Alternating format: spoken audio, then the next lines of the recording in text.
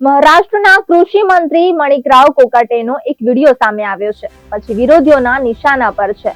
કોકાટેનો જે વિડીયો સામે આવ્યો છે તેમાં તેઓ વિધાનસભા સત્ર દરમિયાન મોબાઈલ પર રમી રમતા નજરે પડી રહ્યા છે। આ વિડીયો સામે આવ્યા પછી વિપક્ષી પાર્ટીઓએ તેમને નિશાના ઉપર લઈ લીધા છે। વિપક્ષે વિડીયો સામે આવ્યા પછી એનસીપી અને ભાજપ પર નિશાનો સાધ્યો છે। રોહિત પવારે વાયરલ વિડીયોને ટાંકીને સત્તાધારી મહાયુતિ ગઠબંધન પર શાબ્દિક પ્રહારો કર્યા છે। રોહિત પવારે કહ્યું કે રાજ્યમાં ગણી ન શકાય તેટલા ખેતી સાથે જોડાયેલા મુદ્દાઓ અટકેલા પડ્યા છે અને પ્રતિ દિવસ 8 ખેડૂતો આત્મહત્યા કરે છે, પરંતુ તે છતાં કૃષિ મંત્રી પાસે રમી રમવાનો સમય છે।